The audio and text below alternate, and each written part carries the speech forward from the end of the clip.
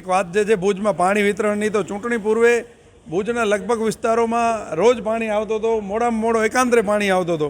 ચૂંટણી પૂરી થઈ ત્યારથી ખબર નહીં શું થયું છે, પાણી ઉપરથી GWILમાંથી જથ્થો પૂરતો આવે છે, પરંતુ નગરપાલિકા દ્વારા જે પાણી વિતરણ થાય છે એ એકદમ અનિયમિત છે.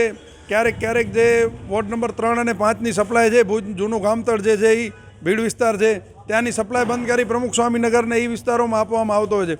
એટલે આ કઈ વ્યવસ્થા છે? એમના માટે અલગ ટાંકાઓ બનેલા છે, બધા વિસ્તારો માટે અલગ છે, પરંતુ કોક વિસ્તારને કાપીને બીજી જગ્યાએ પાણી મોકલવાનું આ બાબતે મેં લગભગ 15 દિવસ અગાઉ ચીફ ઓફિસરશ્રી પાસે લેખિતમાં માહિતી માંગી છે કે તમે છેલ્લા 2 મહિનામાં પાણી વિતરણ કઈ રીતે કર્યું છે, કયા વિસ્તારને કેટલો પાણી આપો છો, કયા વિસ્તારમાં તમારા કયા વોર્ડમાં કેટલા સફાઈ કામદારો અત્યારે કામ કરી રહ્યા છે.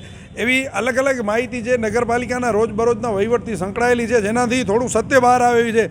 પરંતુ ચીફ ઓફિસરશ્રી આવી માહિતી આપવાથી ભાગે છે અને આવી માહિતી આપતા નથી, કેમ કે ખબર નહીં આનાથી કોઈની ચોરી પકડાઈ જાય એવો ભય છે કે શું છે. ઉપરાંત જે ભેદભાવની નીતિ છે, અમુક વિસ્તારોમાં સફાઈ કામદારો ઓછા છે, વિસ્તાર મોટા છે છતાંય અમુક વિસ્તાર નાના છે ત્યાં સફાઈ કામદારો વધુ છે.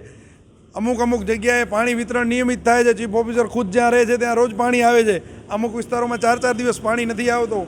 આવા અનેક પ્રશ્નો છે જે ભુજને સતાવી રહ્યા છે, પરંતુ એના માટે ચીફ ઓફિસરશ્રીને એસી ચેમ્બર મૂકી અને ખરેખર ફિલ્ડમાં બહાર નીકળે તો એમને ખબર પડે કે ભુજની શું હાલત છે.